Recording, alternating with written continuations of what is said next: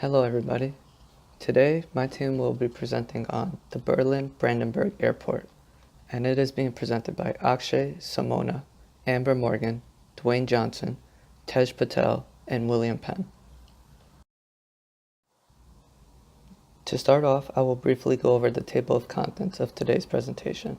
We will start off with the case introduction, the background of the case, and we will go over some of the many failures of this project, which include stakeholders, communication, scope, infrastructure, and bankruptcy.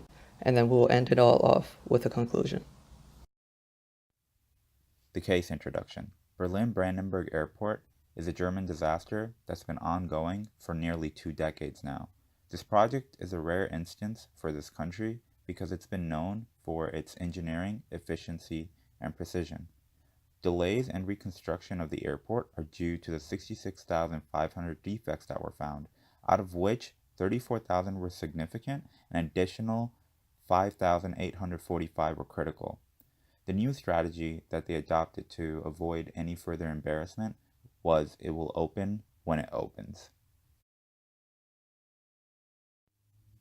Background.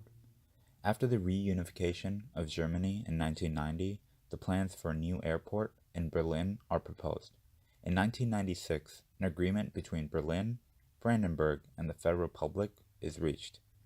After this, the application for the planning approval is submitted only after 2.5 years, in 1999.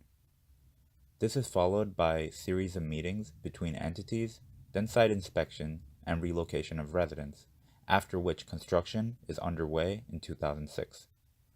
The next biggest milestones are the reveal of the German Air Traffic Control Tower in 2009 and the terminal reveal in 2010. After this, it all goes downhill, the delays start and are still ongoing. Hello, my name is Dwayne Johnson. The stakeholders for the Berlin airport included the Berlin citizens, in which 335 citizens were relocated, the airlines that were supposed to be in the new terminal, the workers, and 2 other airports, Berlin Sturmfeld and Berlin Tegel, that were supposed to close once the new terminal was completed. As you can see, there are a lot of stakeholders, which made it difficult for the proper change management process and to view the project through the eyes of the stakeholders. Because of the failure of the new terminal, the 2 outdated airports remain open, and as a result, the citizens voted to keep the 2 airports open even after the new terminal is completed.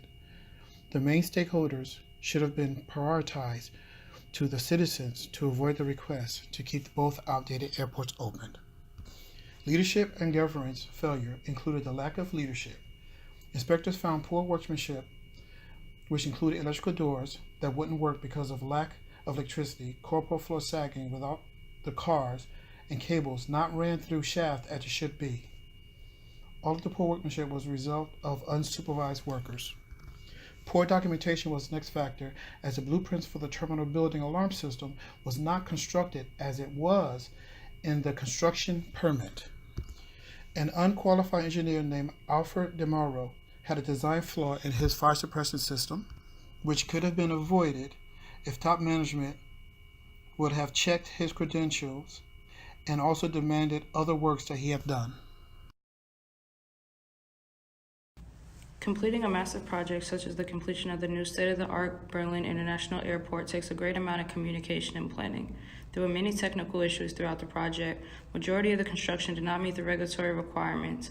There were also allegations of corruption, demise of several contractors, and legal disputes within the financials. Berlin is known for its mastery in engineering, but things always seem to fall through. It can be implied that they are lacking in other areas of project management, such as communication. There was not much conversation between those working on the project and the higher-ups. There was also third-party contractors that were not informed of the new agenda and the planning. The public was not informed. They were given an opening date, and the testing was done weeks prior to the date, and they were still not informed that it would be pushed back or stalled. There was suspect decision-making. This is due to much of the joint ownership and no one taking full responsibility. It was a combined ownership between Berlin and Brandenburg and also the federal government. They were all involved, but no one took the part in saying they were the head honcho and was going to take over the project for good. The project was supposed to be completed in 2012 and is still not completed to this date. There's much communication between those working on the project and the public still to be done, and everyone needs to stay informed to get the completion of this project done, if it ever will be. Our next point goes over the scope and requirements of this project. One of the main issues was that there was a high volume of scope creeps. A scope creep is continuous or uncontrolled growth in a project scope. Some examples in this particular case would be that management decided that there should be an addition of a north and south pier. Originally, the plan was to have a rectangular shape, but the addition of the south and north piers will change it to a U shape, thus increasing the amount of floor space dramatically and still using the same amount of resources.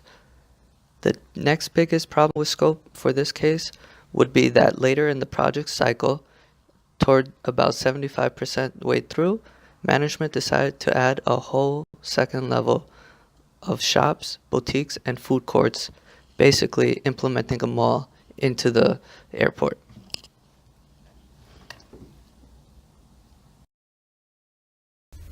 Hi, this is Tesh Baton. I'm here to speak on the quality issues of the Brandenburg Airport. The airport has a lack of quality management mixed with conceptual design flaws. There are over 66,500 defects found, with 34,000 being significant and 5,845 being critical.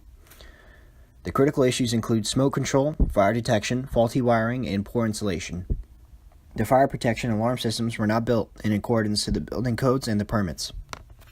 And the smoke extractor fans were ineffective since they were placed below the building instead of on top of the roof, where the smoke can leave safely. These issues were as a result of the three main causes, which include requirements that were never discussed or poorly discussed among the groups that were working on the project. This resulted in different people having different expectations and viewpoints, which resulted in different results. Second, teams developed individual components without thinking of the overall architecture. An example of this would be the smoke extractor fans that we spoke of earlier. And the third cause would be the integration and testing of individual components being left until all developmental activities were complete. A solution to these problems would be to include incremental testing of individual components frequently throughout the project. This way, we can find errors earlier instead of later on the project to further delaying the opening of the airport. Foresight. This is in regards to risk management and estimation. Risk management is further categorized into two problem categories that could have been avoided. Number one, internal, and number two, external. The internal problems. Number one, the insufficient quality test resulted in problems that could have been avoided if there were precautions to begin with. This set the date of the opening back. One of the biggest defects was the fire suppression system, and it was built against the laws of physics, which was a huge problem because it was not up to code. Number two, the external problems. Number one, the construction company in 2012 went bankrupt, and if there was an analysis done on this company beforehand, they wouldn't have to search for a new company to take charge. Due to all these setbacks, Lufthansa wanted to be a potential major airline that opens their hub in this airport, and they withdrew. Now, in regards to estimation, the first one, not understanding the scope of what needs to be done, made them put unrealistic expectations, which led to a lot of problems where there were not any contingencies. If contingencies were built beforehand, then there would not have to be multiple opening dates. And this refers back to the unrealistic commitments that the leadership took, which resulted in multiple opening dates. Moving on to the conclusive analysis. The goal and vision behind the idea of this airport is commendable, but due to all these mistakes, it's very clear that it is a failure. This resulted in multiple opening dates. The main goal of this airport should now be to right their wrongs and complete on time, with their current opening date being 2020. Even after the completion of the airport, it will be regarded as one of the biggest project failures for years to come.